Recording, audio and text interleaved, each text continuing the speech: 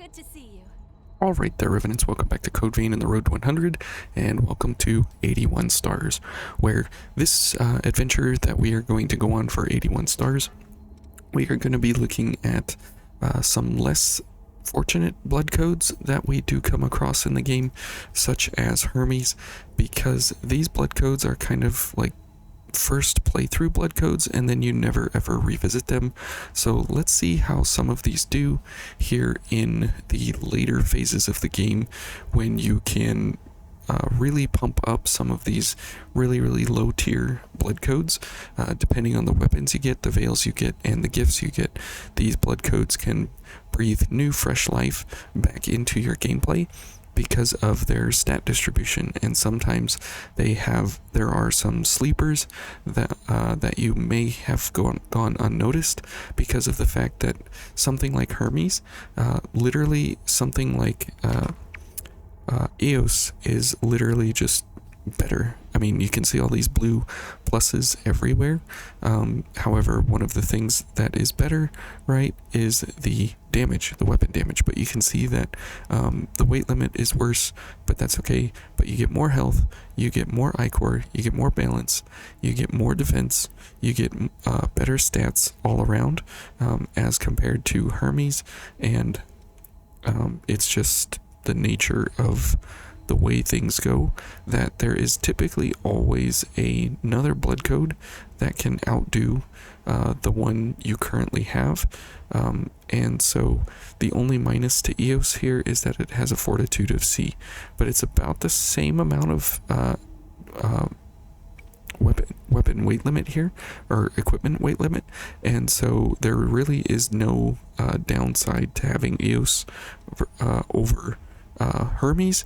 And so Hermes kind of flies under the radar sometimes, that it is just not used very much because of just, you know, how it gets overshadowed later on in the future. So we'll see here how Hermes does, and we are paired up an unfortunate blood code with some pretty crazy bumped out stats here, and the fact that we are running the Noble Silver, we have a crazy light value, so that means we're going to have a crazy damage set here with Lightning and Flame Barrage versus the enemies.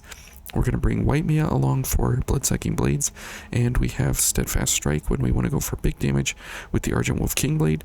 And you can see that already we're at 2102. If we use Bridge to Glory, that's another 714-15 that we'll get. So that will be almost 3,000 times 5, so that'll be almost 15,000 just from one gift. So pretty crazy here what you can do with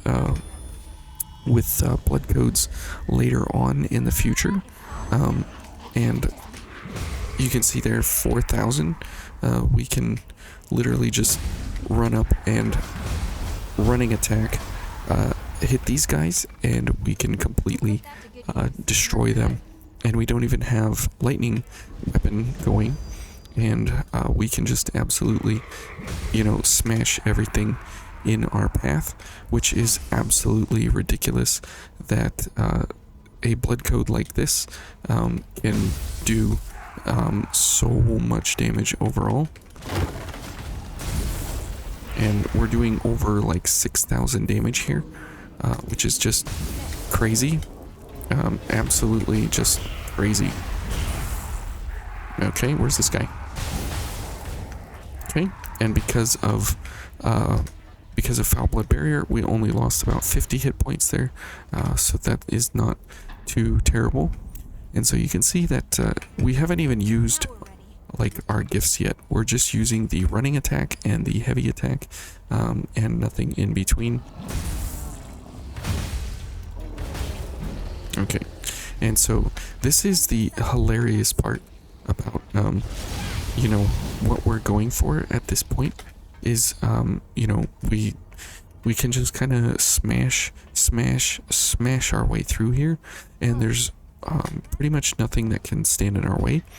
And we haven't even like really done anything. We've just like one attack each and every single one of these enemies, and it doesn't really cost us anything because of the fact that I do want a backstab here, and it doesn't cost us anything because Bridge to Glory is 5 Ichor, and we don't even really need anything else running except Bridge to Glory.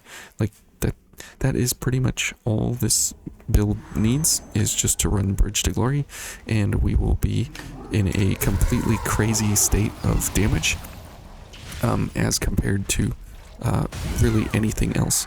So let's just do Bridge, and we won't use most of our build here.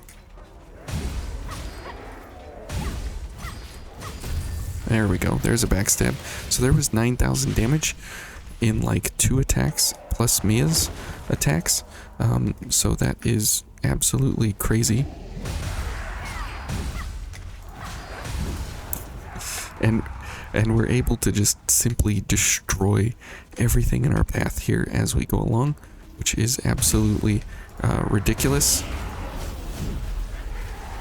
Okay, and you can see there that if we need to do gifting, we can absolutely keep up with the requirement set of what we are doing to go for damage. And so now, since we want to almost one-shot these guys, we will, do big damage here as we go along, because of the fact that we are able to just completely wreck these guys no matter what we do. Oh, okay, good job. That's a marvelous find. We are pretty much an unstoppable force as we go along here, and we really don't take almost any kind of damage because of the fact that we are because we have Foul Blood Barrier going, and so we are really able to tank most enemy hits. And so we will go for all the things here. Now we do need the rest of our Ichor here, so we can go for backstab on this guy, get Bridge to Glory going, and then go for monstrous damage. Absolute monster crazy damage. Okay, you're fine.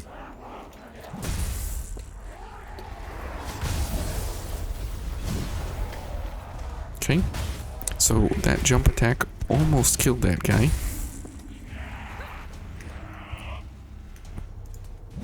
Oops. And so you can see that our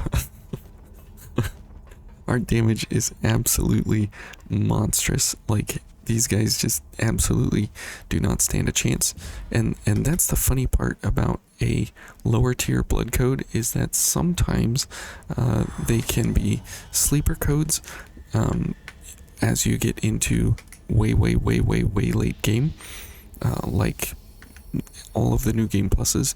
It just depends on, with this build, with this blood code, and with the stat distribution, we are capitalizing on only exactly what this build is good at. We are not trying to force it into something else that it might be, that it could be, so on and so forth. I mean, we have big strength because of the Argent Wolf Kingblade. It also is a mind scaling weapon, as well as willpower, but mainly mind. And so we have lots of mind. And since we are going with lots of mind, it makes sense to go for the Noble Silver. So we have 2 mind gifts plus a 3rd weapon mind gift. And so we are able to take super advantage of all of the main benefits of what this build, can offer. And so that is what we are trying to do, is to do only the things that the build is good at and that the blood code can offer.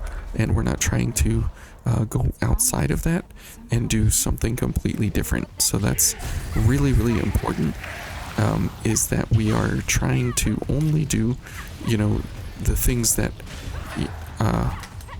mostly this blood code offers, instead of all kinds of crazy, well, if I do this and then I do that and then I do this and then that, then I can look at all this extra power or something, or these strange obscure pairings. But we take these lower tier blood codes and then we match them exactly to what they are like designed and intended to do, kind of, then we get some pretty big payoffs here in the end of it all, which is really, really great, because most of the time, you know, that's like really not the case. And see there, we just tanked that hit and lost like no damage.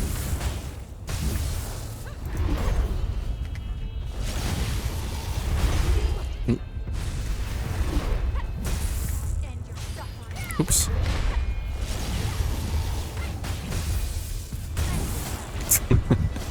So a little bit unfair for Oliver there. We're a little bit too quick for him and a little bit too overpowered. But that's the funny part, is that, you know, if you would say that Hermes can be an absolute monster of a damage machine, you know, you probably wouldn't believe that person. But when you get way late into the way late game, new game, you know, 6 and 7 and 8 and 9 and beyond, and then start picking up all the gifts, all the blood codes and everything,